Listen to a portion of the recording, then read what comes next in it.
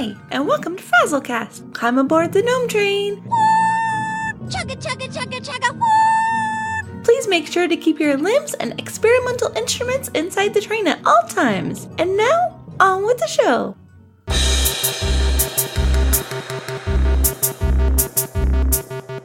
A podcast by a Blizzard fan gnome about World of Warcraft and geeky stuff. I promise you, they do talk about the World of Warcraft. They just go off the rails sometimes.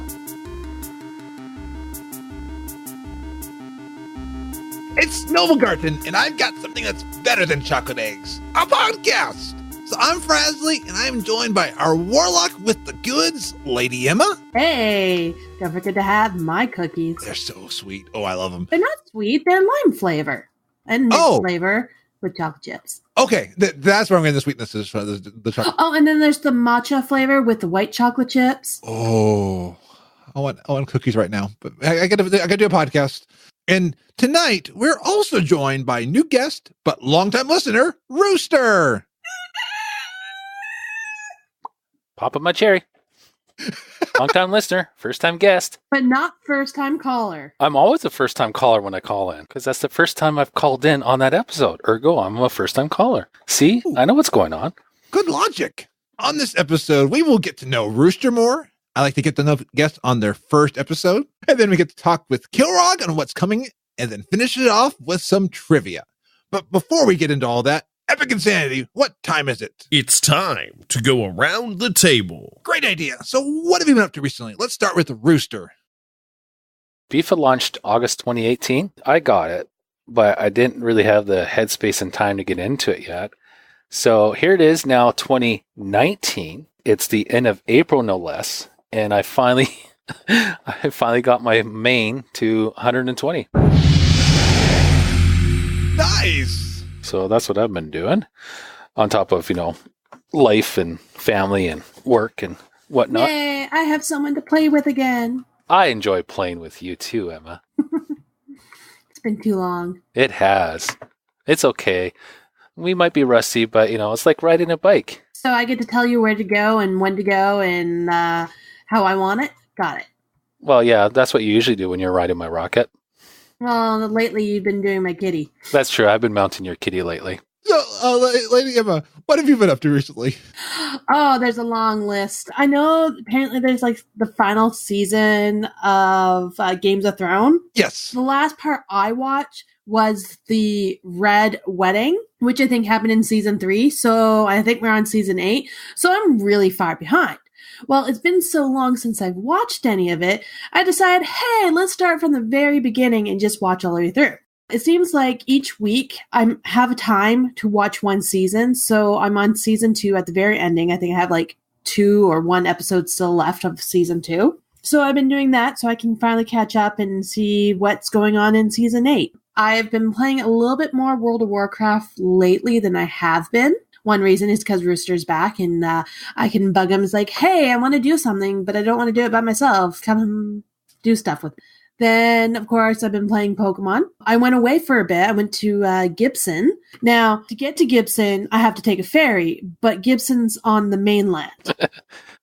I love our highway system. I know. Now, if I'm going to go visit Rooster, I still have to take a ferry, but he's on an island. Yep. So I went to Gibson, and I hit quite a few breweries over there to try and find some special juice, drinks, whatever, for my boyfriend's birthday. And then, of course, try new things for me. So when I was there, I also bought him tickets to a festival that's happening in July. It's a Sour Cider Festival, where there's about 35 venues, and all the proceeds to the tickets go to a charity. Nice. So, 1, yay, the ticket's a tax benefit. 2nd, yay, lots of alcohol. So right now I'm trying to organize a designated driver. So that was for my boyfriend's birthday, but I told him he has to take me. There's no ifs, ands, or buts about that. Then I've been helping my mom move. I saw my nephew's first soccer game. Nice. His second soccer game. The first one was 20-1. His team lost. This time it was 7-3. His team lost, but it's an improvement. Yeah, that is. So I'm very proud of him, and the score kind of gets him down. But I said, as long as you're having fun doing it, that's what matters. Absolutely. been just keeping myself busy. I was off work for a week, and that's when I had time to do all this. Oh, yeah, I forgot to mention, I now have my driver's license.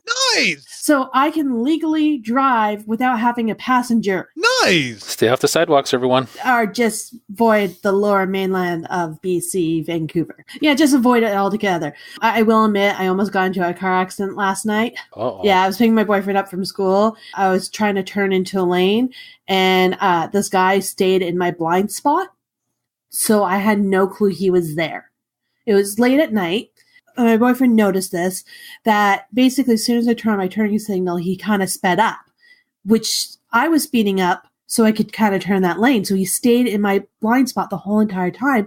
So I had no clue. I shoulder checked everything, checked my mirror, couldn't see him until he put on his horn. So didn't hit him. That could happen. Everything's fine. And then, of course, he gives me a dirty look saying, like, why didn't I see you? And I'm like, well, if you stay in my blind spot the whole entire time. Yeah, hate those people. The other thing I hate is the people who they see your signal on because you want to turn into that lane. And instead of letting you turn, they speed up. Oh, I'm with you. It's not going to inconvenience me that much if I slow down for somebody, because I would want somebody else to do that if I was needing to get that lane. Which is what I do. As soon as I notice that their signal's on, I will admit that sometimes I don't always see. Same. Because there's a lot of stuff going on. It does happen. I always try to leave as much room as I can. So if someone wants to go in front of me, they can, because I know how hard it is. If you have to go through 3 roads of traffic to get into the lane you need, then they need the space and the time. Absolutely. I'm not going to really get there anywhere faster if I speed up on somebody that needs into my lane. I mean, sure, it may take a few seconds, but you know what? Maybe if I take a few more minutes to give them some more time, maybe where they're going, they're off to save a baby or something. You never know. Well, the other thing is, even if you slow down enough, just a little bit, not complete stop, but just enough to let people in front of you, traffic flows a lot more smoother. Yeah, absolutely. Instead of all of a sudden you're at the very end of your merge lane and you have to come to a complete dead stop because no one let you in. Yeah, and everybody behind you piles up too. Yeah, and then you have the whole, like, car in the left lane goes up one, then the car in the right lane goes up one, and then it staggers like that, and it slows down the whole traffic. It's like, hey, if you let those people in right away. But then that goes for the people who wait until the very last minute to merge in, trying to get ahead of everyone. Yeah. They also cause problems. I don't like you either.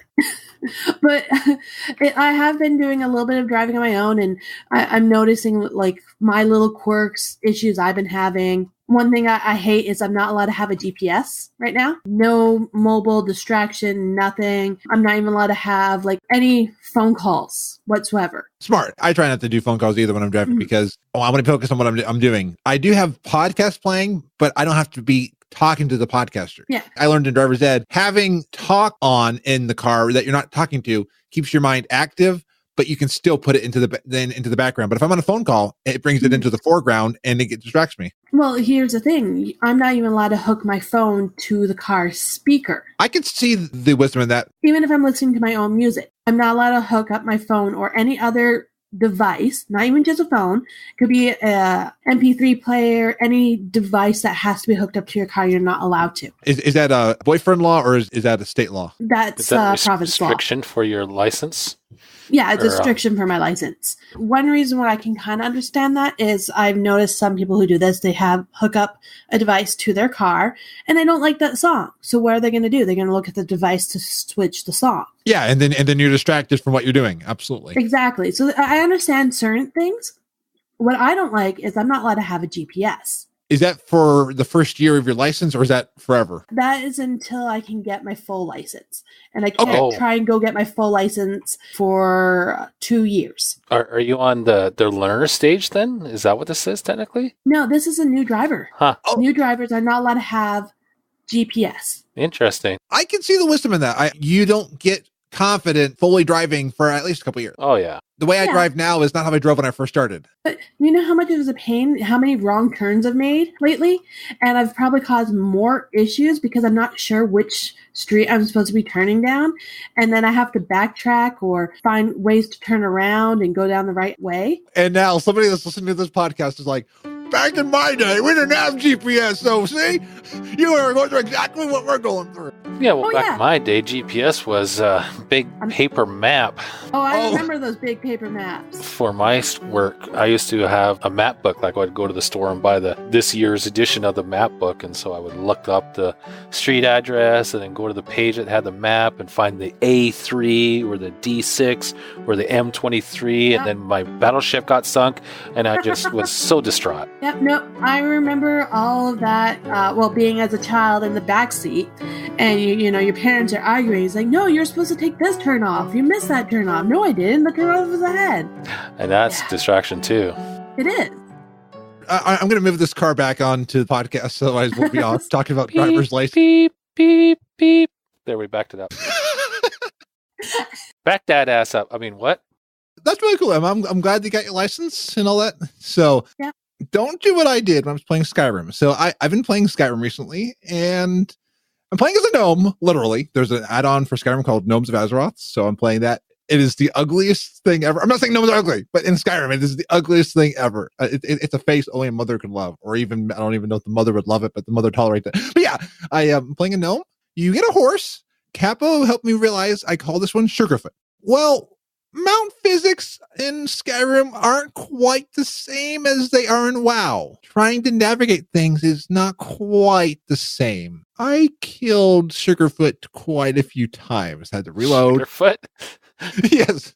And now Capo keeps calling me a murderer. I'm like, and it's true, because I murdered horses. Yeah, I thought you had to try and keep them alive somehow. Yeah, absolutely. But then over in WoW, I got caught up in the war campaign on Fraz. I wanted to get ready for 8.2 and try to get that, because I realized with Mechagon coming, we don't know when, June or July, I wanted to make sure that I had the war campaign ready. So I got that. October. Oh, I don't want to wait that long for gnomes. I want the gnomes now. No, October. It's getting come out when Brewfest comes out. I could see that. So that way we are all drunk while we're going. Well, you're partly already in the area, and then you're drunk, and then you lick a leper gnome, and then you turn into a mecha gnome. Yeah, just kind of like drunk. Walk over here. Hey, do you want your arm turned over to mechanical? Oh, sure. Yeah, sounds good. Hey, do you want your leg turned to mechanical? Oh, yeah, sure. And no. Like I said, you lick a leper gnome, then you get like partly disease filled, and then being disease filled, you have to chop off limbs to make them androids to become mecha gnomes. I prefer iPhones. Thank you very much. I thought you wanted a mecha gnome. I do. I want a mecha iPhone gnome. And then I got Korlak up to 95. No, 97. I didn't even update the show notes. So Korlak is now 97. What content were you doing? Shadow Moon Valley. So I'm doing that right now. Oh, Warlords of Draenor. Nice. Yeah, I already have Draenor Pathfinder, and I'm just killing time and mobs until I can get 98 to Legion. So almost there. You just got Pathfinder for Draenors? That's old. No, I got Draenor Pathfinder a while back, but I'm saying that because I have Pathfinder, I don't have to worry about getting anything in Legion because I'm going for Lore Master. It is so easier. Anytime I go back into like any Legion content in my characters, and I see people that are like 120 now or 110 back then, and it's like, why aren't you flying? What do you mean you can't fly? What have you been doing this whole time? I mean, I understand, we each have our kind of own pace, but it really makes a difference having flying. I'm so glad we have flying. I know. Yeah. Once I got flying in Legion, Draenor Pathfinder was laughing at me. So back in 2016, I went and I did all of the stuff. Or was it 17? The years just seemed to collapse on me. I've got short memory. But whatever it was, I got it. That would have been 2017. No. Yeah, I am a gnome with a short memory. But I know somebody here who's not a gnome, I think. So Rooster, I don't think you're a gnome. I'm Rooster. Now, in WoW, I predominantly play humans because they're the master race. And I also predominantly play the master class, which is paladins. But I do have night elves. And I do have some space goats. But on my main account, on my main realm, it's basically all humans. There's a worgen, and there is a couple night elves, and there's a gnome. But I got to move on. Oh. Yeah, my first mage that I made was a gnome, and I called him Mini Rooster. And he was great. And he was doing questing. And then I was out in Stranglethorn Valley. And then I went into a puddle and I started to drown. Yep, that happens. Gnomes drown in puddles. Humans are like, oh, my ankles got wet. That's annoying. Gnomes are like, I can't breathe. Oh, I know. It is a common thing. We're just used to it. Yeah. But funny enough, after all those years of having that gnome, I actually race changed him to human because I got tired of not being able to see my gear. I wanted to see my gear. So I race changed him from a gnome to a human. And I also name changed him because, well, when you can't call a human mini rooster because they're 6 feet tall. I mean, come on. I'm 6 feet tall. I'm not mini by any stretch. So I kind of, in my head RP'd it as, well, he was a gnome and he's like, oh, I want to change things up in my life a little bit. And he casts a spell and, well, you know how gnome spells kind of go sometimes. They kind of go, boom. And he ended up being a human. He's like, I'll live with it. So yeah, so now my human mage is called Kirin Rooster, as in the Kirin Tor. Oh, yes, nice. I'm very inventive. Well, and Kirin Tor are also very inquisitive, and I'm curious about your gaming history. What was the first game that you played that got you into gaming? Possibly Wolfenstein by id, way back in the 80s. Well, that's not true. Actually, that was the first pseudo 3D game I played, because I had played lots of other games before Wolfenstein. Oh, amazing game. And out of that came Doom and came Quake and Heretic. Yeah, Heretic was fun, doing PvP and turning each other into chickens. And out of Wolfenstein, didn't it also come the Noah's Ark and stuff like that, and the David and Goliath? Oh, no, I'm thinking of the bootleg Bible games. Bootleg Bible games. They're the ones that they weren't officially licensed. You had to buy the violent game of Wolfenstein, and you put this Bible game on top of it that was like all like the same model. They modified the mud pack and whatnot. Yeah. The 80s were pretty crazy for video games. Like a big popular one was Duke Nukem. I played that a lot. After that one came out, Shadow Warrior. And those two games don't get much attention anymore these days because there's a lot of talk in those games that are nowadays definitely socially unacceptable. Yeah. I don't know what you're talking about. Everything's socially acceptable. Oh, yeah, sure. The taunt in the game when it says, I'm going to rip off your head and shit down your neck. Yeah, that's socially acceptable. I see that in a lot of cartoons. It's totally acceptable. But, I know one game that is acceptable still, but that's World of Warcraft. Yeah. So how did you get into World of Warcraft and Blizzard games? I first came across Warcraft 2, and I was like, oh, this is kind of fun and cool. And then I discovered, oh, there's a first one? Okay, well, let's look that up. And I pulled it up. I'm like, yeah, no, I'm going to stick with Warcraft 2. I played Warcraft 2, and then I got into Warcraft 3 when that came out. And, of course, that got into StarCraft and then Brood War, about 98 and 99. I checked out Diablo, and I was like, not quite my game. But then Diablo 2 came out. I'm like, oh, this is great. I love this.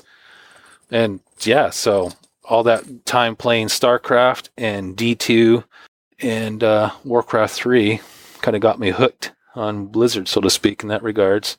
That was also era of Command & Conquer. Played a ton of the Command & Conquer games. And the early Star Wars games, those were fun too. Yeah, the really early Star Wars games. Kind of a classic gamer, so to speak, in that regards. Oh, a really fun one? Worms. Hands down, one of the best games ever. Worms. Funny enough, absolutely. I got my brother-in-law addicted to it, and he stayed up till like 6 a.m. on the eve of our wedding playing that game. Nice. Oh, that was fun. But yeah, so now I got 2 shelves full of Blizzard Collector's Edition boxes because I like art. And plus I got, racks of different CD games everywhere. And then at some point you got into World of Warcraft from there. So I started February 2008 into World of Warcraft. And I knew about it. At that time, I was used to the business model of buy the game, you have access to the game, that's it. Blizzard was starting this new venture called World of Warcraft. It's like Warcraft 3, but a little bit later, and it's online. It's like, how's that going to work? Always tying up your phone line. And it's going to cost you some money per month. I'm like, oh, ew, gross. I don't want to pay monthly for that. I was kind of turned off at first because of, the pay-to-play type of model. After some years ago by, I was like, yeah, I kind of want to get into Warcraft. And I finally had a computer system that could kind of handle it. So I researched to see if there was maybe a guild I might be interested in joining first before I actually hopped into it. Then, February 2008, I logged on and created an account.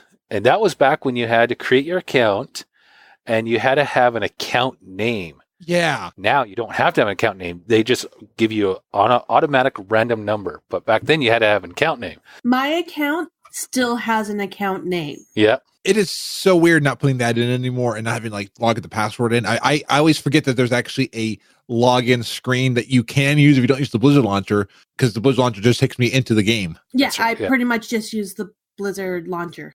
So what is your play style in WoW? Are you a casual, raiding, PvP, mythics, collectibles? More casual. I mean, I do rating when I geared for it. And so I just reached 120 just the other day. So I'm not to the gear level yet. I think I got to be 325 to queue for Raid Finder, but I'm at 295, I think now. Nice. So I'm getting there. But then, yeah, there's a raid team I raid with. They're called Sojourner, and they're on Kargath. And thanks to the wonderful invention of cross-realm zones, I'm able to raid with them. And we always start out with normals, and then once we have that down pat, we move on to heroics. But we don't touch mythics because the raid team is predominantly just casual people that want to play together and don't want to stress out. We stress out enough as it is with the encounters. So, we're pretty laid back, and we go at it, and we fluctuate in size from, minimum of probably about 15 up to the maximum of 30. So we have a pretty big group this time. But yeah, like I said, I haven't reached a high enough level to be allowed in. And that'll be up to the raid leader, of course. That'll be raiding. We do 2 nights a week, typically Tuesdays and Thursdays. And it's Eastern time, so 8. So what server are you on? Me personally, my main realm used to be Khadgar, but then I moved to Erythor. So now I'm on Erythor, but I also have 2 characters on the Warcraft Hunters Union. So one in the Warcraft Hunters Union Guild and one in the Dead Hunter Society, because that's how we would gather resources, so to speak, like gold and whatnot. So we would use a Death Knight and we'd funnel that all into the Dwarf Hunter. And I also got my own personal guilds on other realms too. Like I'm leaving all my horde on Khadgar, and my guild there is behind enemy lines. And it's predominantly Blood Elves, just by personal choice. Everyone else is just a mascot. Oh, you're Torn? You're a mascot. Oh. Warlords of Draenor, when that was coming out, I decided, I'll make an all Draenei guild. And I made it on Draenor. And I called it Draenor's Redeemers. That's where I got my space goats. I wanted to see what life was like in a different guild, just a random guild on a random realm. Picked the realm for a reason, because I kind of wanted to try out a Worgen before I made one. So I made it on a different realm. I forget the name of the realm it's on. I did a play on the words. His name is Atesh. Not the same spelling as the legendary staff that you could get in Classic WoW. It's spelled E-H, as in, welcome to Canada, eh? Nice. I also got the, the Running of the Gnomes character. And yeah, my Gnome Mage, Mini Rooster, I want to move him to the Wyrmrest Accord to join the All Gnome Guild. When are you going to make a tune on AP? Well, because I know a great big guild over here. Absolutely. I don't know about that. I don't know how great it can be, because obviously you're in it, Emma. Oh, not only me. I'm in it too. Oh no, there goes the neighborhood. And I'd probably want to say at least close to 900 people, maybe more than that. Yeah, the biggest guild I've been in so far was Warcraft Hunters Union, when that was at its peak back during Wrath. That was a lot of fun, going on raids, crashing the servers. I'm sure that the developers and the tech support staff didn't like the servers crashing. It was never intentional like some guys would do, but it was a lot of fun just being part of a big group like that and doing fun little events. Convert to Raid has 7,492 characters across 10 co-guilds. Wow, it went down. Went down? That's still a lot. No, it is a lot, but it went down from that. They used to have more. They did a purge, and then like a few people are on a break and stuff like that. So it's down right now until the next expansion. That makes sense, yeah. If people want to go on breaks but don't want their tune knocked out, they can ask someone, say, hey, for whatever reason, I'm going to be gone from this time to this time. Can you put my character as like an inact character? And sometimes they won't kick them. Yeah. I know my alts have been kicked out many times. Really now? Mm-hmm. That's probably just for bad behavior, knowing you. No, just me not being here. I was thinking that you doing some crazy stuff, because I mean crazy things happen in game. That's only on Moonguard. Right? Moonguard do not go in Goldshire Inn, especially the basement. I found out by accident, not knowing anything about it. I mean, By they're very accident. friendly there, I have to say. They're very You sure somebody didn't send you there? Hey, yeah, go to this realm and go there. Well, no, someone asked me to go on the realm and Right. create a tune. I just didn't know why. Ah. Well, I found out why. I mean, there are 69 reasons to go to Moonguard. You said it. You finally said it. What? 69? Yeah. 69. Yeah, good number. So, Rooster, Yeah. what is your craziest gaming memory? I guess it would depend on the context. The most enjoyable for me has just been having good raid times with large groups of people. The first group I started with back in Burning Crusade 2008 was a standing pug group, so a standing pickup group during Burning Crusade. And this was obviously at the end of Burning Crusade because Wrath came out in the fall of 2008. So the group was called Kitten's Raid. It was some ladies that ran it, obviously. It was great. We were raiding Black Temple and Karazhan. And that was my first introduction to raiding because the guild I was in wasn't really doing it. And then Wrath came out, and I just kept pugging with local people on Khadgar. I got into a good group that I was raiding with for the end of Wrath. Got up to see the Lich King as current content. Nice. That was interesting. And they needed a healer, so I brought my Discipline Priest and rocked the bubbles. Nobody suffocated because my bubbles, you can breathe inside of them. Yeah, then so that was Wrath, and then Cataclysm came out, and then the next good group I got into was a wonderful group started by Salty Saz, Serenity Saz. She started a group called Twitterland Raiding. That's because, Blizzard announced, hey, we can do cross-realm zones, and you guys can join other people. You don't have to be on the same realm anymore.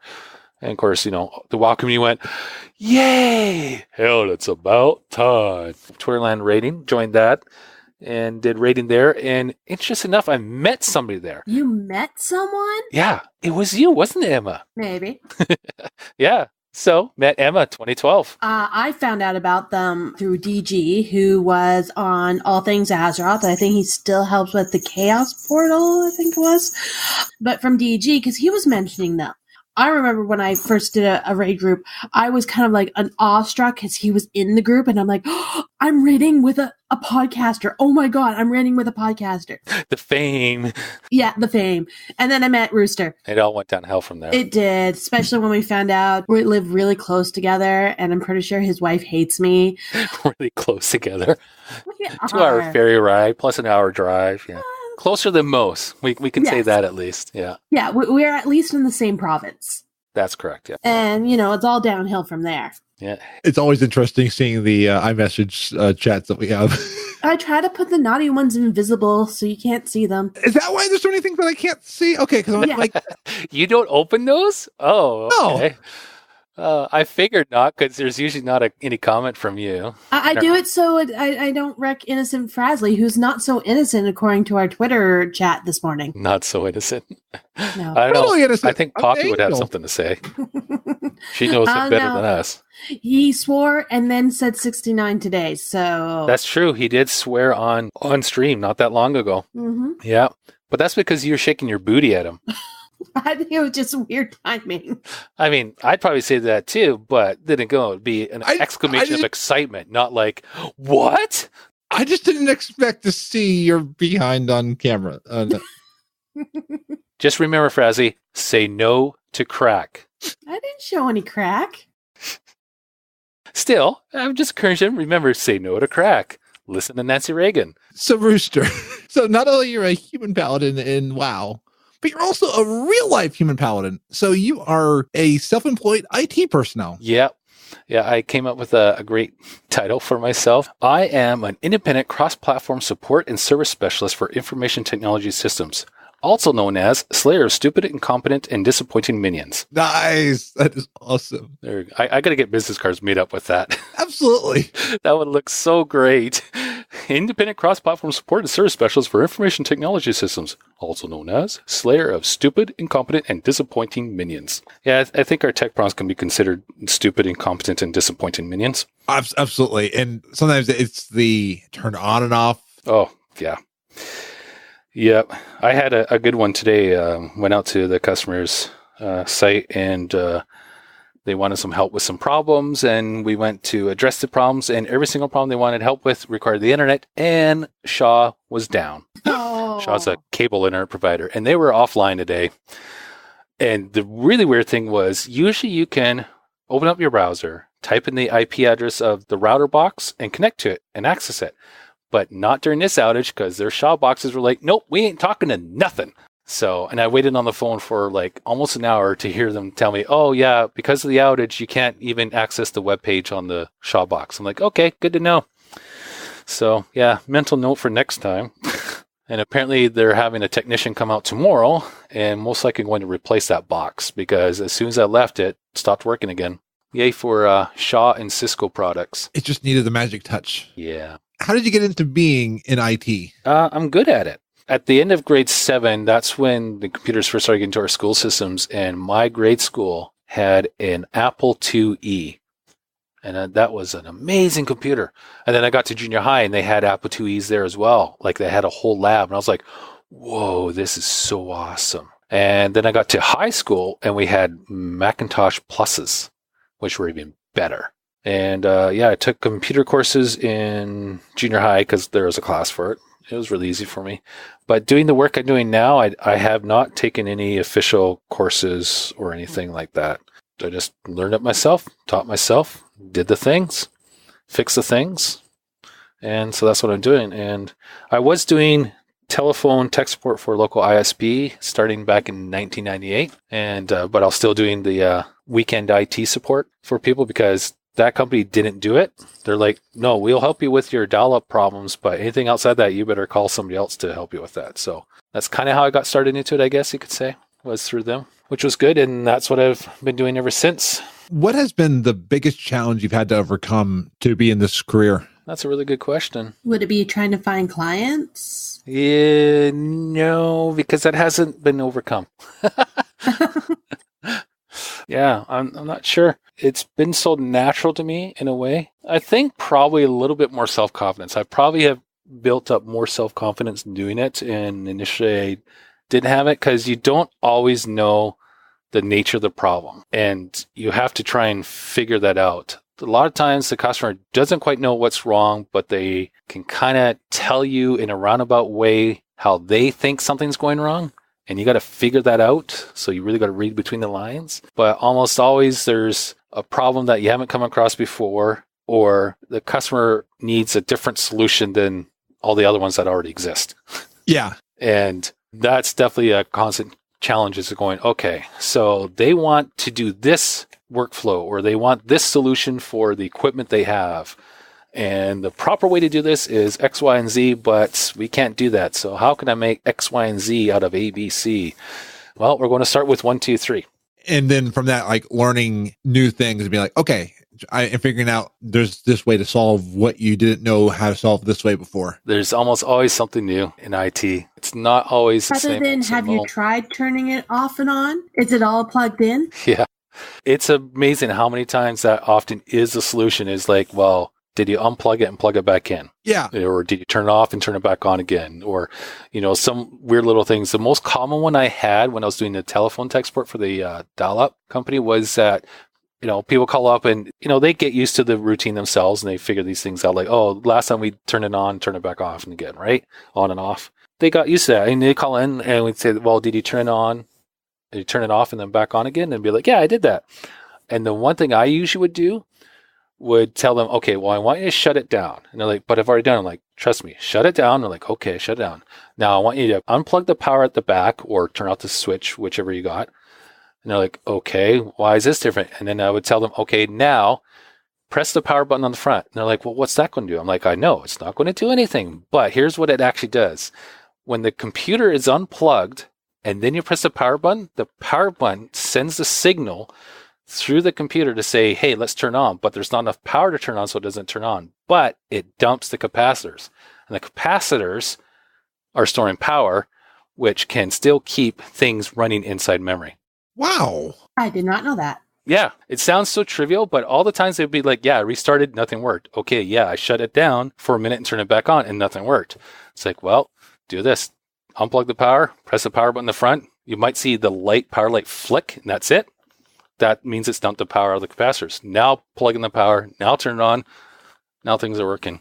That is incredible. And that now I get why they do that see, I do IT and I didn't know that, but I also didn't go to school for IT. So yeah, there's lots of things you pick up as you go along, and there's a lot of things like when it comes to, support wise, because these systems change but don't change, right? I mean, we still have computers, but they've gotten more powerful, but the software's gotten more bloatier.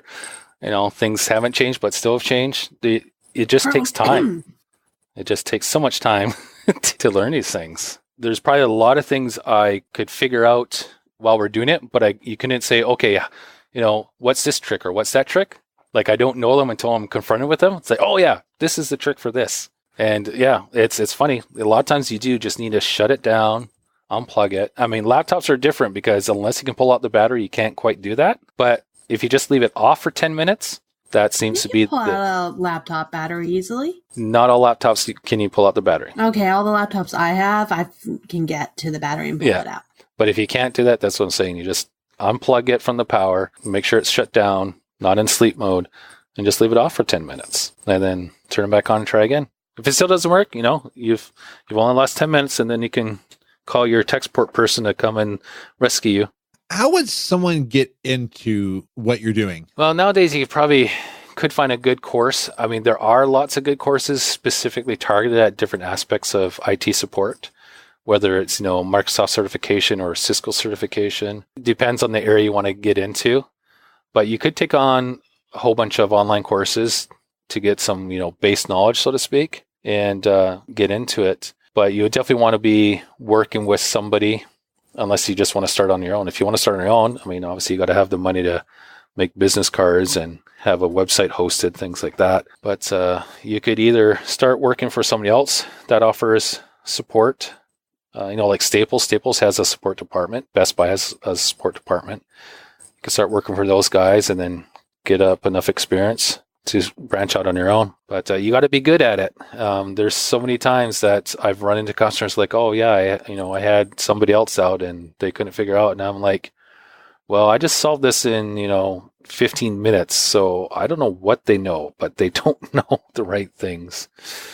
And the other side of it too is that the big side of IT support is 100% customer relations, because if you can't treat your customers right, they're not going to have you back. Yeah. You always got to be compassionate and sympathetic to their problem, because if you can't have an open ear and listen to what struggles they're having, you're not going to be able to help them. And it can get frustrating sometimes because they, call back with the 50th problem, and the 50th problem is the same as the first 49.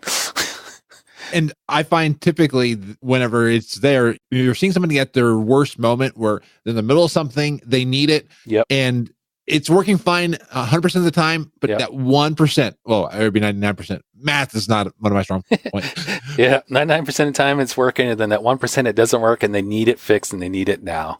Yeah, because you are holding up business for something, or there's something that they need. And yeah, the biggest temptation is to be like, would you just stop it? Come on, just make it work. I'm all drooling with anger. Yeah, you just don't want my mom as being your person that you're trying to deal with.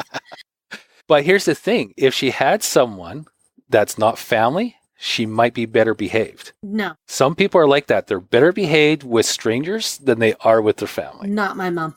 She is the same with everyone. Don't tell her I could help her. She usually embarrasses me when we go out, like anywhere, and she will berate who's ever helping us for anything, like even if we're going to get food. Wow. No, it's not a fun experience. Yeah. I usually mouth, I am sorry.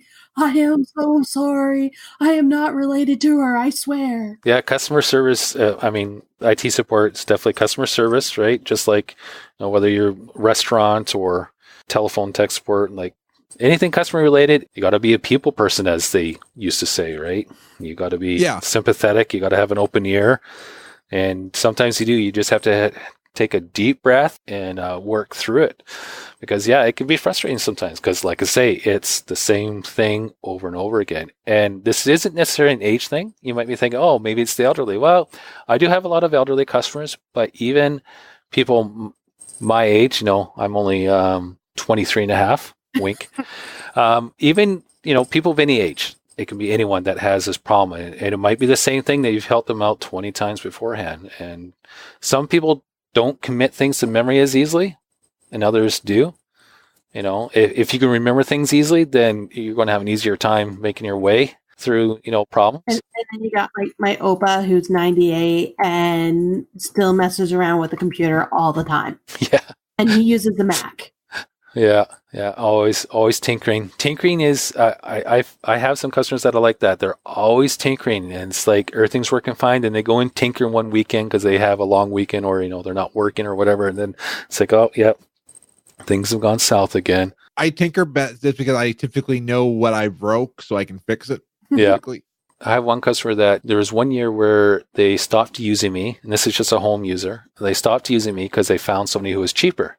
But then they, called me back in and like, oh yeah, I haven't had you over in a while. I'm like, yeah, it hasn't been a while. And they confessed like, I hired somebody else because they were cheaper, but they were not better. I was like, yeah, I'm not surprised, because there are a lot of people that, are advertising in Craigslist or whatnot. And they're like, oh yeah, we can do it for, $25 an hour. And the market rate here where I live is about $100 an hour and higher. So like if you were to call Best Buy or Staples or something like that, it's about $100 an hour. And so you get these people that are offering $25 an hour. It's like, well, do they have enough years experience and knowledge? Probably not. Plus, if they're doing it as kind of a hobby, they think they can help people, so they want to do it, but they don't really need the money. They don't have a lot of motivation in what they're doing. And so they're just there for a quick $25. It's a sad state of affairs in that regards, that IT support is kind of devalued. A lot of people just want it for free because it's not worth anything. It's like, well, if it's not worth anything, certifications wouldn't cost so much. Yeah. And there are times that I would never call myself an IT professional because I know you'll know more than I do. And there are times I go to somebody like, I have no clue what's going on. And It's always amazing when you go to that person that you pay good money for. You're like, I know why we pay good money, because you know what you're talking about. Yeah. I've had people fix things that I struggle with for a long time. Like, oh yeah. I wish I thought of that. Yeah. Yeah. And even, I know a lot. There's even times when I'm like, I am really stuck. I go seeking help from other people to see like, how can I solve this problem? I'm glad I have people I can turn to, because if you don't, you're just stuck. I mean, you could post on some message board, but when it comes to trying to help, somebody there in the moment, you can't really do that. Thankfully, we have an internet and we have a lot of knowledge out there, and search engines work amazing. Yay for YouTube. YouTube, yes. Yeah.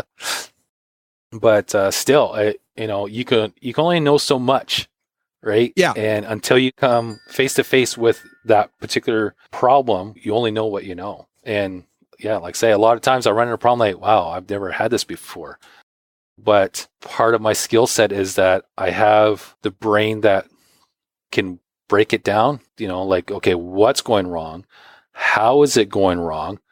Why is it going wrong? Where is it going wrong? You just break it down like that. You really have to. Computer doesn't turn on. Well, why does it turn on? Does it have power? Is it plugged in? Okay, yes, it's plugged in, but is what it's plugged into, is that thing powered? Like, if there's a power outage, well, obviously your computer's not going to turn on unless you have it on battery. So yeah, you really got to break the problems down into smaller chunks and whatnot. Oh yeah, and find that piece that you're missing. Yeah. When we look at WoW, right, and you hit a raid, this was a nice thing I remember from back in Legion. The first time we went into Antor's Burning Throne, we were like, okay, this is on normal. We've never been here. And I think on our first night, we got 3 bosses down. And we were just all like, wow, this is great. And it wasn't because it was easy, but our group had been raiding together for so long. We get used to each other, and we kind of know that we don't have to, call for some things because that person's on top of it. They will always take care of that. The person that always interrupts, or the person that's always good with the battle res, things like that. But we problem solve, right? We get in there and we're like, oh, okay, we wiped to this mechanic. Well, why did we wipe to that mechanic? Well, because so-and-so stood too close to so-and-so. Well, the tank was supposed to taunt after 6 stacks and he had 12. So of course he died on the next hit, right? Yeah. Raiding is actually a really good life training vehicle. I'm sure you hear it a lot from different people. They're like, yes, raiding helped prepare me for life. And Oh, in many ways, it really does. the group dynamics and stuff like that, it really does prepare you. Yeah. Well, Lady Emma, Mm-hmm. I think it's that time of the show Uh-oh. where we need to look and use Kilrogg's site and see what's coming up in Azeroth. Why? He's looking at me funny. He's looking for it because he wants you to go get some candy eggs and stuff like that. No, those stones are made from stone. They break your teeth when you bite them. They're made from sugar candy or cookies. Maybe the real ones you make. No, not in my in-game ones. Let's see what the wondrous, mysterious Kilrogg site foretells of the upcoming events in Azeroth. Thank you for joining us on Kilrogg's site, the upcoming event for May in World of Warcraft. Dark Moon Fair starts May 5th to 11th. Here's your chance to get the Dark Moon Rabbit and Moon Battle Pet. You get a chance by defeating the Dark Moon Rabbit or Moonfang. They come up at random times. Dark Moon Fair roller coaster is up and running. A fun new way to get the Wii buff and help get rep and XP for alts. Pathfinder 2 is just around the corner. There's many more achievement and mount pets and transmog to collect. May micro holidays are Spring Balloon Festival. Starts May 10th to the 12th. You and two buddies or strangers can go on a magical sightseeing ride. Balloon rides are marked on the map with a red cross. The rides last about 4 minutes with a tour guide telling you all about the sights. This is a great way to appreciate the work Blizzard employees have done over the years.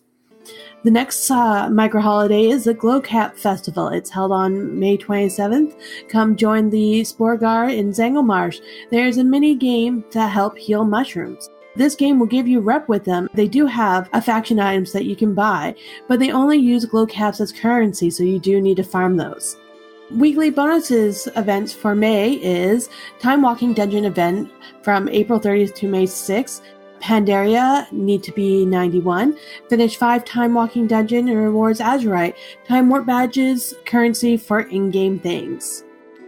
Battleground bonus event, May 7th to 13th. Gain honor from doing the Battleground objective and winning will give you 50% more. Quest is to win 4 Battlegrounds and rewards Conquest and 5 Marks of Honor and Azurite. Battle for Azeroth Dungeon event, May 14th to 20th. Final boss fight in each of the current expansion will reward an extra item. Complete 4 mythic or plus for a quest to get another loot. Pet Battle bonus event, May 21st to 27th. Triple XP for battle pets. Quest is winning 5 level 25 PvP battle for Ultimate Battle Training Zone. And if you're wanting to level up a lot of your battle pets, this is the week to do it. You book your whole May 24th off because it's Squirt Day.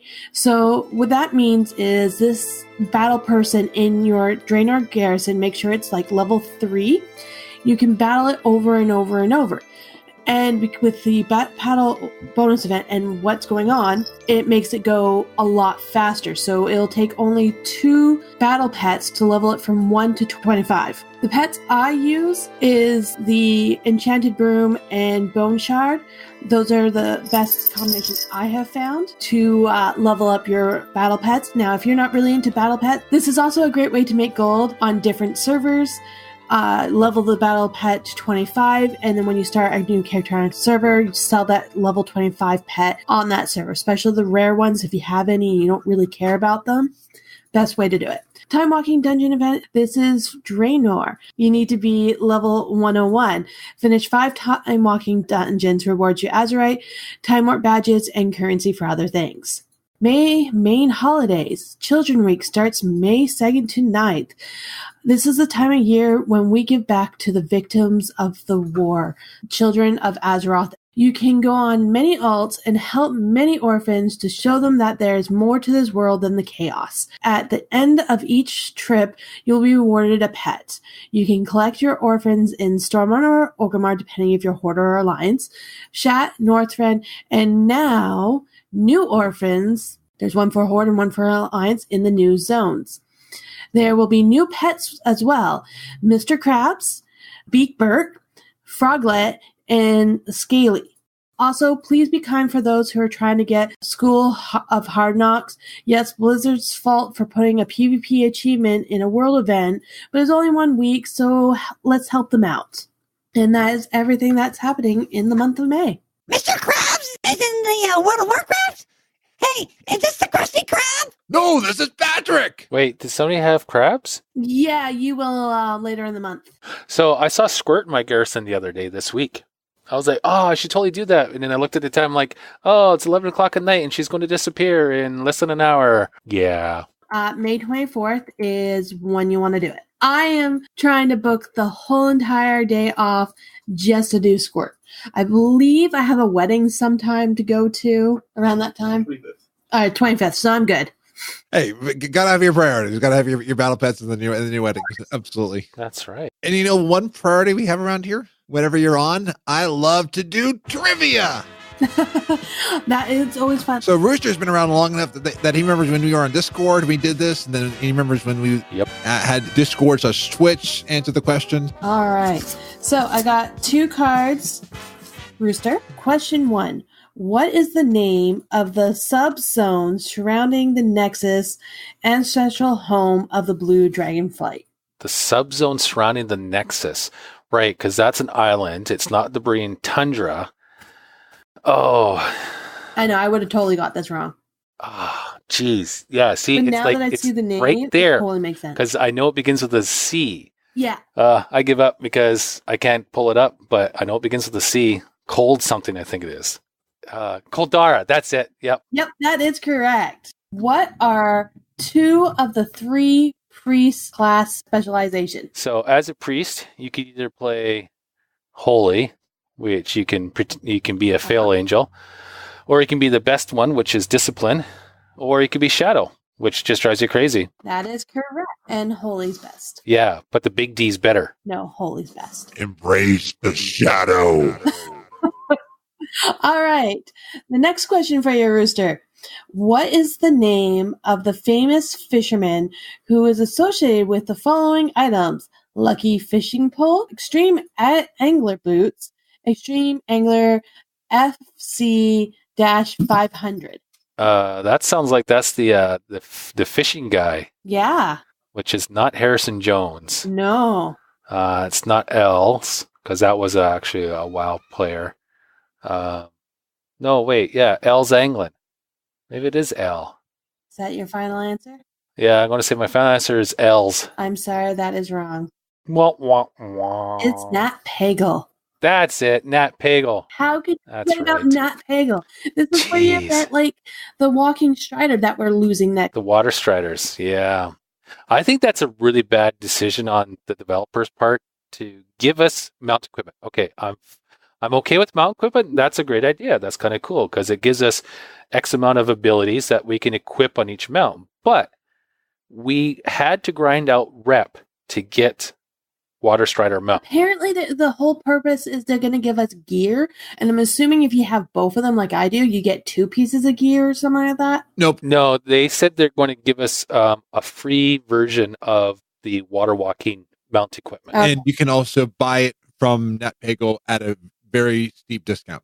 Yeah, but no, they should let us keep the Water Strider because I like that because that's, as I say, that's, the theme, the fantasy. The fantasy and the theme is it's a bug mount that can walk on water. And them saying, oh, we're going to rip that ability off that thing and give it to all your mounts. Okay, I understand it's for ease of use and gameplay reasons. But my yak should not be able to walk on water unless it has the touch of God. Well, I mean, if you have the water walking buff, that makes sense. But yeah, I'm sorry, our Water Striders should still have water walking. It shouldn't be removed just because we're getting the mount equipment for water walking. I totally agree. It's like getting the chauffeur all of a sudden no longer works for player 1. Yeah. All right, next question before we go on more of a rant. Oh, but I have one. Well, not a rant, but a side trail. The chauffeur mount, it's great, right? Unless you're a Pandaren, because you can't use it because you have no faction. That's true, yeah. I made a new panda for my old realm, Khadgar, and because I'm making a panda monk for the guild I have on there to leave him in that guild because I'm moving everybody else off there, right? And I'm like, wait, What do you mean you can't use this mount? What do you mean no faction? Ah, dang it! Blizzard, curse you! Oh. All right. So next question for you, Rooster. The Guardians of Trisfall pass down a great staff to each successor. What is the name of this great staff? Oh, is that Atesh? That is correct. Hey, Tesh. Do you know the whole thing? Tearsfall Guardians. So Medivh and Khadgar. No. The whole name of the staff. Oh, Atesh, the great staff. Of the Tearsfall Guardians. Minus one of those words. Of Tearsfall. No. Great staff of Tearsfall. I said... Great staff of the Guardian. There we go. Yeah. See, there's another thing they removed from WoW, which they shouldn't have. And same thing with Ashbringer. Mm-hmm. What they should have done for Wrath, instead of moving Naxxramas, because in the Icecrown Zone, there's another floating ziggurat. So they had one under construction called the Malchus, I think it's called. And that's what they should have done. They should have done a Return of the Jedi-like thing, where instead of Naxxramas, it's Naxxramas 2.0, but it's under construction, and that's what we fought in. Because then they could have left Naxxramas back in Eastern Plaguelands, and people that wanted to go back and do Naxxramas to get, Atesh and Ashbringer and all the gear from there would still be able to. But they got rid of it. It's like when they moved Dalaran, you can still go to old Dalaran and new Dalaran. Yeah, I mean, I think that was great that they left that in there. I mean, I remember when they said, oh, Dalaran's going to move. Like, no, you can't move Dalaran. What's going to happen in Wrath of the Lich King?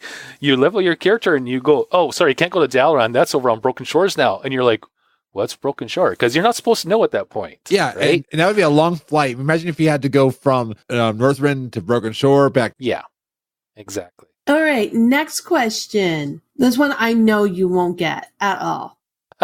just putting it out there. Okay. Meaning, if you don't get this, I don't think we can be friends. What race is Hogger? What race is Hogger? Hogger. Race? Well, he's not really a race. Well, No, what race is species? Yeah, species. He's a Gnoll. Gnoll. That is correct. Trying to get all technical? No. It's just no. That's his race. Well, race. No, species. That's the same thing. Next question. Next question. Last question. Is dog race or species, or is it genus? Anywho, last question. So pay attention. Who's Sorry, what? I'm on Twitter right now. That players must escape from in Halls of Reflection dungeon. The fallen paladin Arthas, also known as the Lichen King. I mean, the Lich King. Speaking of the Lichen King, I fought him last night. That is correct. Did you get invisible? Frostborn hungers for more fungi. I'm already part of that club. Which Twice. club? Fungi Club? No. Invisible Club. I still think that I'm a part of it, but I just don't see it when it drops.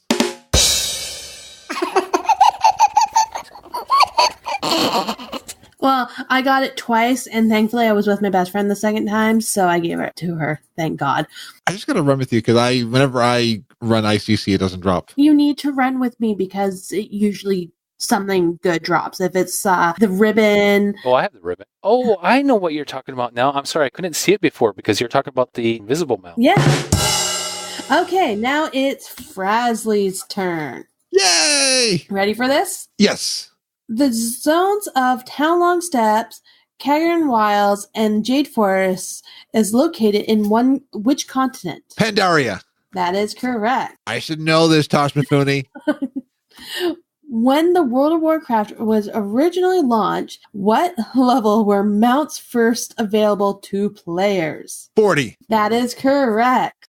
With the coming of Cataclysm. Yeah, this is old. Which horde race led the attack against the city of Gilneas? The Forsaken. That is correct. What type of mount is rewarded for obtaining 100 mounts? A yellow protodrake? No. Oh. Well, what is it? Dragonhawk. Oh, okay. Now, is it a dragon or a hawk? No, it's Dragonhawk. Like the Blood Elf mounts? Yeah. The flying ones? Okay, so it's like a red hawk. Okay. No, it's more like a butterfly dragon weird looking thing. I don't know. It's a Dragonhawk. Okay, next question. Who is the daughter of Edwin Van Cleve, the final boss of the heroic Dead Mines? Vanessa Van Cleef. That is correct. I will have my revenge someday. I should know that too. Last question. King Yarmon is the final boss of which dungeon? King Yama Yama? Oh, I know what that Yeah. boss is. And I know what dungeon that is.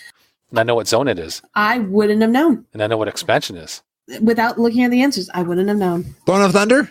Nope. It is. Howling Ford Zone? Uh-huh. Do you know now? Do you know what's in the Howling Ford?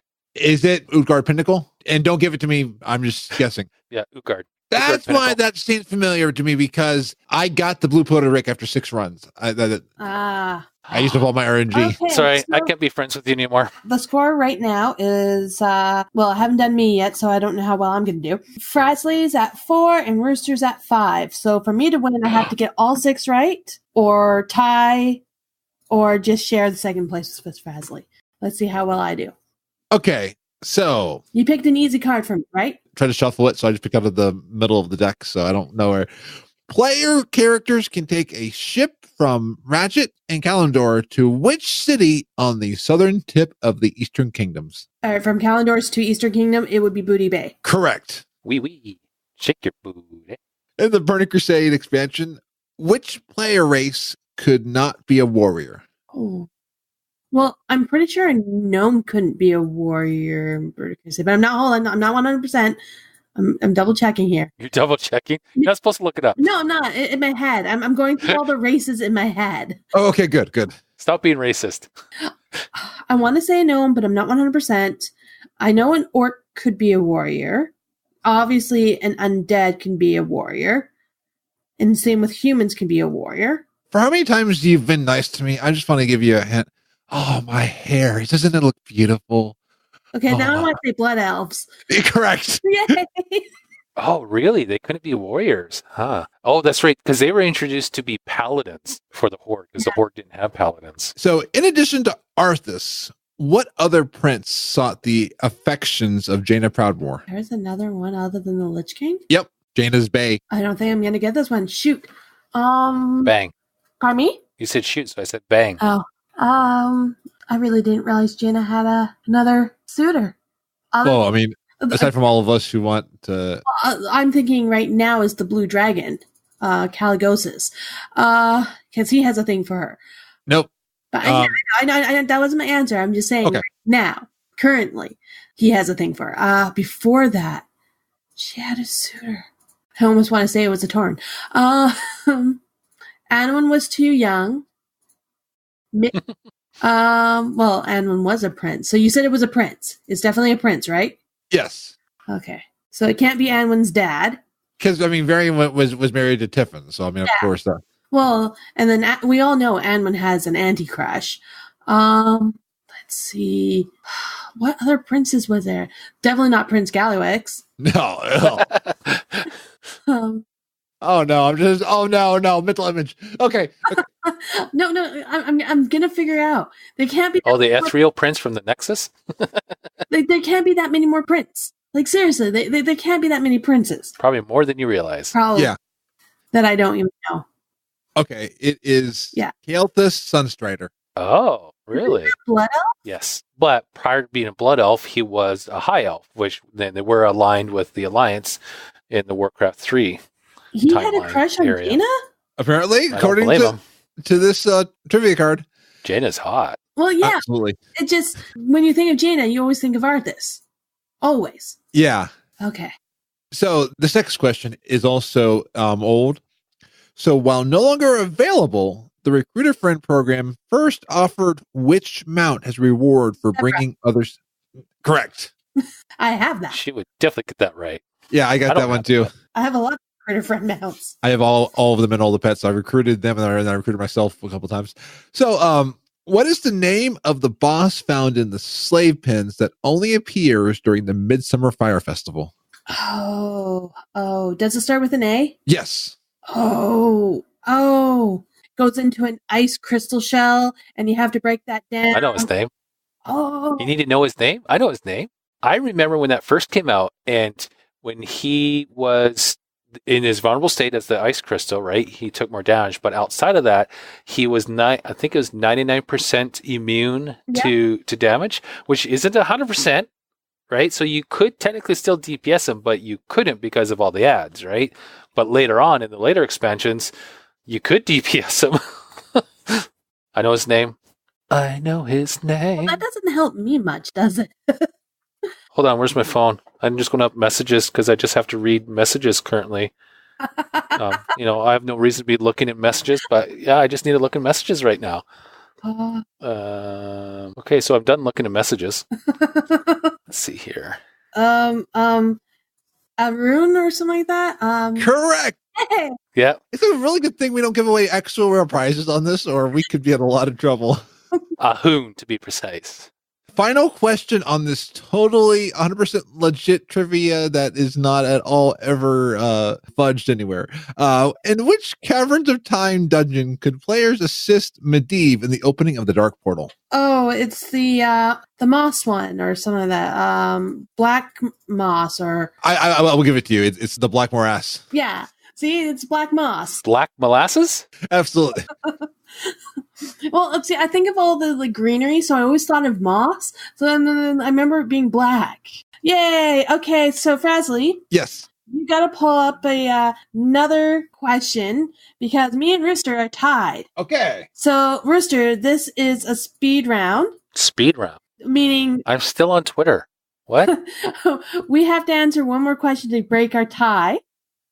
And it's the first person to answer it. And make sure, Frazly, it's a hard one. Okay, absolutely. I'll make it hard. Speaking of things that are hard, concrete floor. So who was war chief of the Horde when the first war began? Duratan? The war. Not Duratan. Oh. Wow. Yeah, not Thrall, because Thrall was like a baby. Yeah. Wow. First.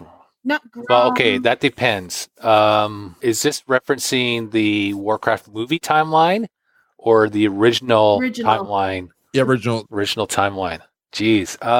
Yeah, I don't know, but it's definitely not Thrall. Okay. For listeners, it is Black Hand the Destroyer, who we took down in Warlords. Okay, so I guess you have to do another question because we both failed on that one. I will find another card because the other ones on this are easy. So 1 second. Yeah, we don't want too easy because then... who likes it too easy? Okay, let me find a question. Okay, Time Lord's Regalia is a raid tier set for which class? Mages. Correct. Bonus answer? It's from Dragon Soul dungeon raid in Cataclysm, found in the Caverns of Time on Kalimdor. I will give you... And the Tannerus Zone. I will give you half a point, okay? Yay, half a point. So, Emma, who won? Last place is Frazly with 4. Yay! Rooster in second with 5.5. And 1,000. 1,000. Forgot to say 1,000. Is for the very first time, I swear, I'm pretty sure out of all these times, Lady Emma with 6 points. Nice. You win my love and affection. Aww. But you know what we've lost now? We've lost time because it's time for us to head on out. So thank you both for joining me on FrazlCast. Where can we find you on the interwebs? We'll start with Rooster. On Twitter, I'm Rooster_IRL, and that's where I predominantly hang out for WoW-related stuff. And Emma, where can we find you when we aren't pestering Rooster for tech help? You can find me on Twitter at Lady_Emma. That's probably the best way to get a hold of me for anything and everything. Don't be scared to message me. I am always welcome to chat with anyone about anything at any time, unless I'm sleeping. But you don't have to worry because my phone's on Do Not Disturb. And when I'm driving, I'm on Do Not Disturb. I'm driving mode. So. And you don't want to text Emma while Emma's driving because if you do, you could get Emma in jail, and you don't want Emma in jail because you want Emma. No, I get points on my license, and once I get a certain amount of points, my license gets taken away completely. Oh, is that how that works on your license? I thought when you get points, then you get like a level up, and like you get XP. Well, I was thought, and no. Oh no, Frazzy, if you want to get like some really good points, so they have these special signs out here, and if you drive fast enough, you get a high score on them. Oh, okay. Yeah, they are the flashing ones, right? Yeah, I got one the other day. It said something about oh, you can't go faster than 60. I'm like, oh yeah, want to bet? And I hit that gas pedal, and I got double zeros. High score, baby. Well, I only see 99 was the fastest. Yeah, like I said, I got the high score, double zero. with that, I got to head back to Ironforge because I got to go find those signs and try to get the highest score ever to beat Rooster. Hey, We're not speaking in of Ironforge, so back in Wrath of the Lich King, there was Paladins had an ability called Seal of Command, I think it was called. Let the Paladin do more DPS, but at the sacrifice of a little bit of health. Each time they did some damage, they lost a little health, right? So I thought, oh, well, let's try this out. And there I was on my Retribution Paladin in Ironforge at the training dummy, whacking away at it with Seal of Command. And I was like, I wonder if I could actually kill myself with Seal of Command. So I just stood there beating on the training dummy, and sure enough, I died. So lesson, children, if you have something that causes you to lose health while you're attacking the enemy, don't overuse it. Don't forget to eat Milo cookies. Stay in school. Don't do drugs. Activating customized Orphan Safe transporter.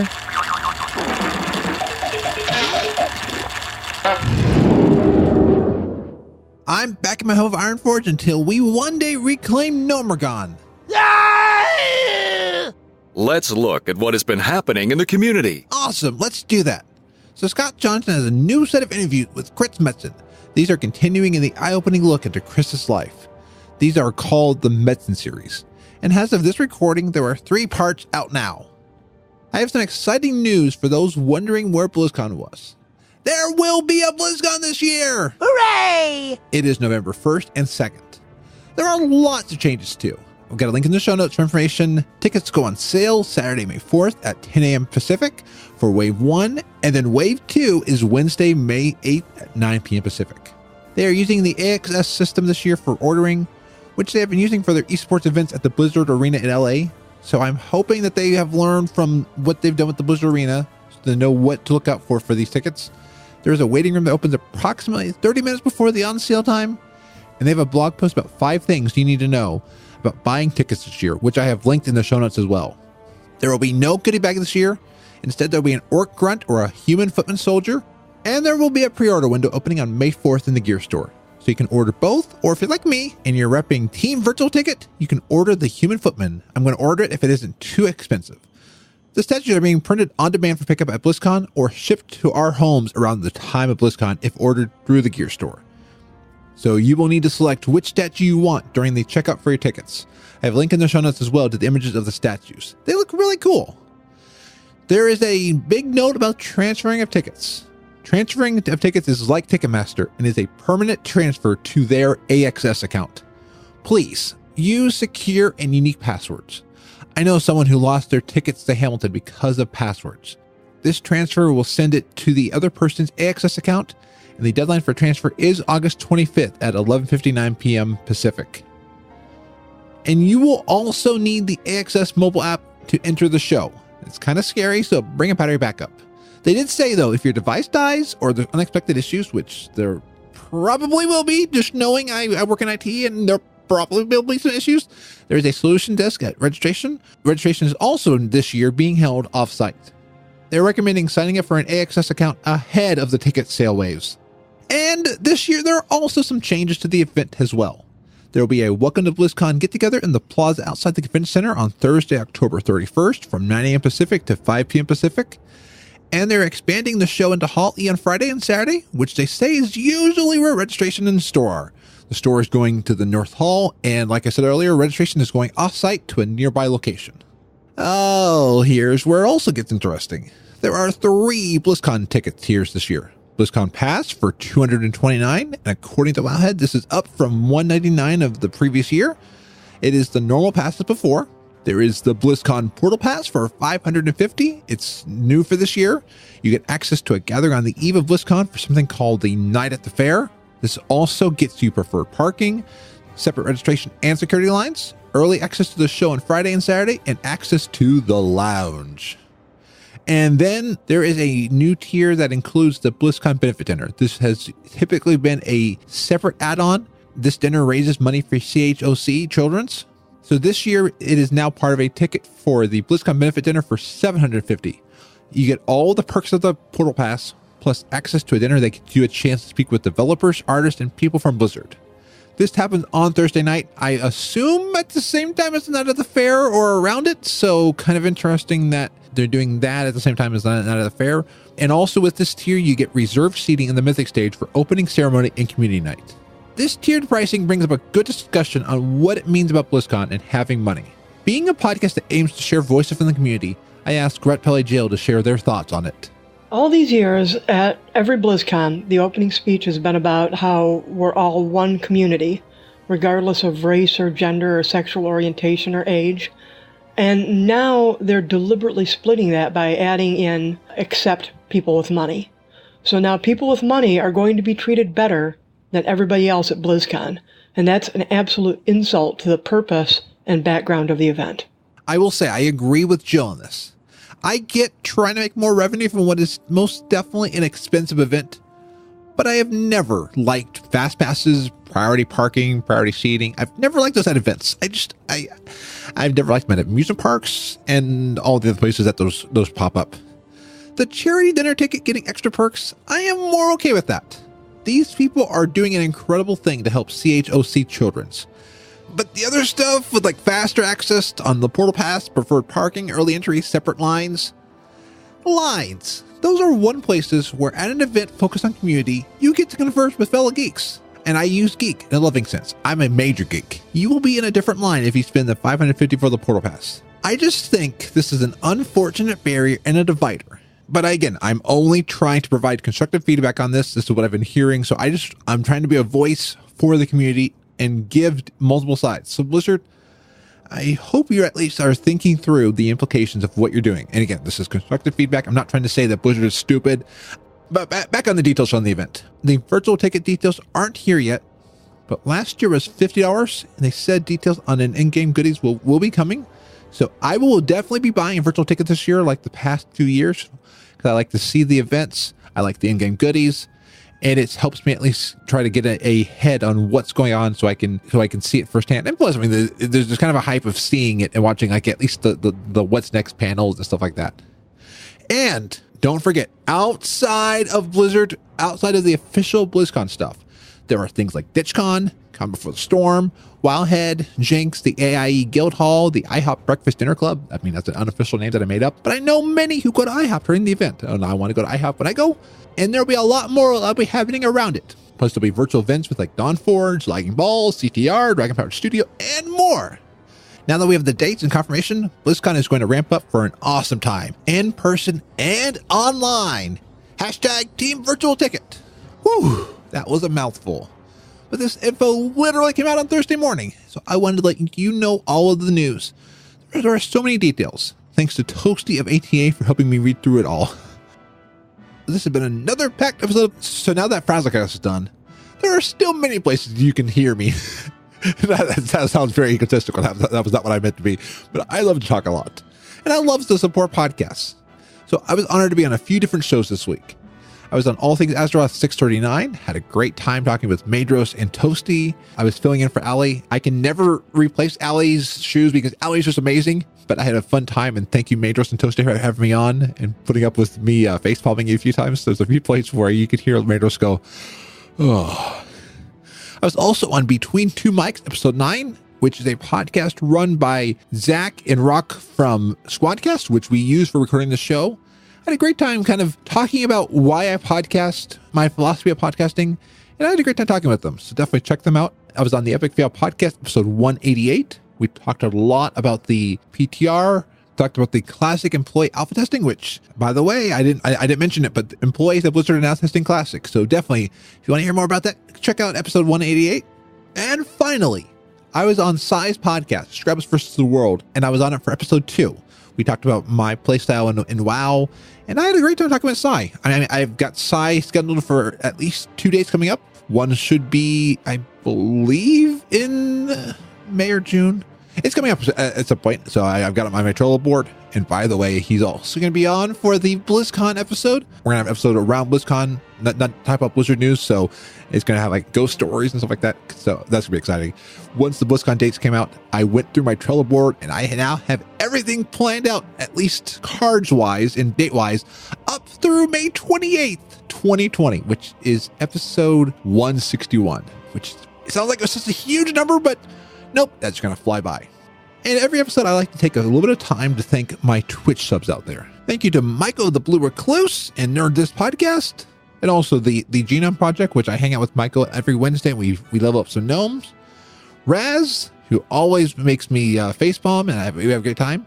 Thorn of Lagging Balls and BNN, Zorts the Goblin, and Nihar.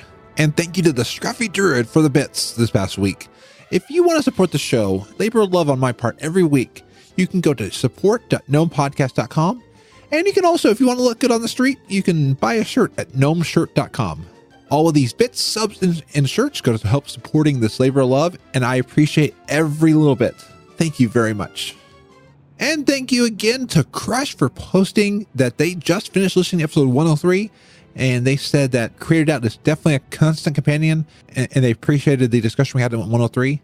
I definitely appreciate these because tweets like these help encourage me on those sometimes those long editing nights and stuff like that where you're trying to get the episode out for Monday. I like to try and remember to mention people who send in tweets and things like this, as hearing my name on other podcasts makes me so giddy.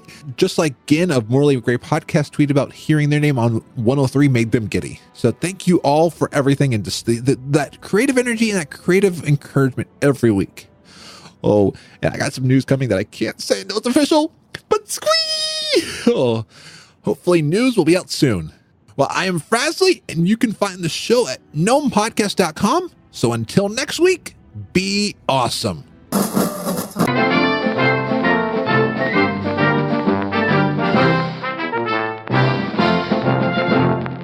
Welcome to the Fraz Report, a short podcast by me, the Awesome Gnome, about the World of Warcraft. Some Mythic and LFR for Crucible Storm is launching this week. The max level for items will be increasing this week as well. Good news for me, because I've been playing alts a lot.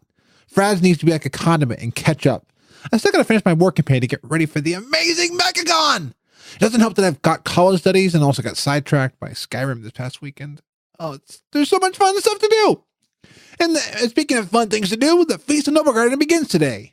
In case you are like me and not remembering what this holiday is about, besides eating candy, collecting transmog, toys, pets, and achievements, here is the description of this event from Wowpedia.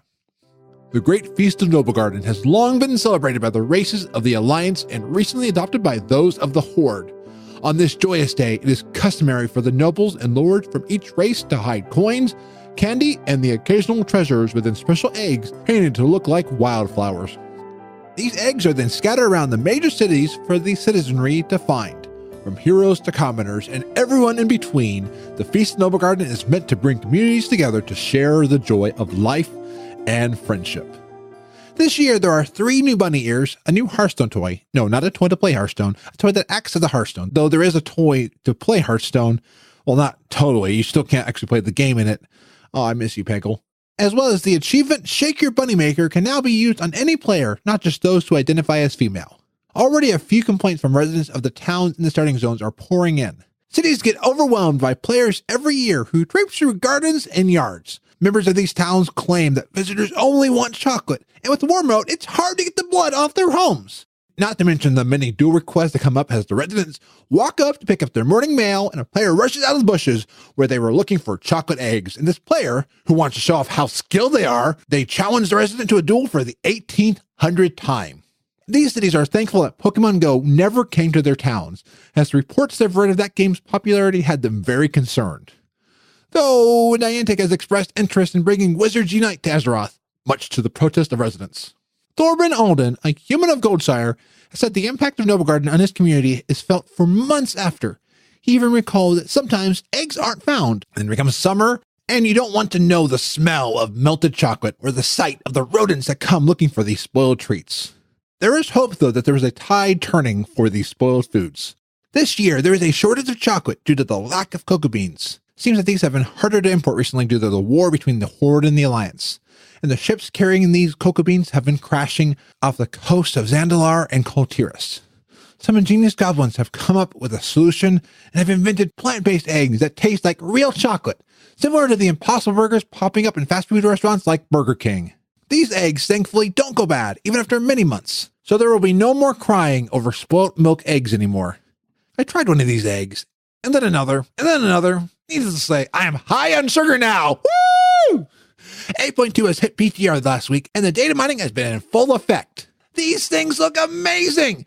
All these models and all these cool things, and we will do our best to refrain from spoiling too much, except for one thing. I am buzzing with excitement to see that some details on how to obtain the V-mount are showing up. We will know more once it starts.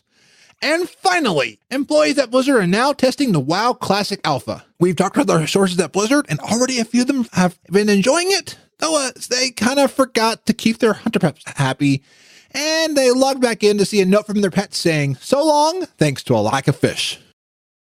Oh dear, I'm feeling the side effects of that sugar high now. I need to go nap. Until next time.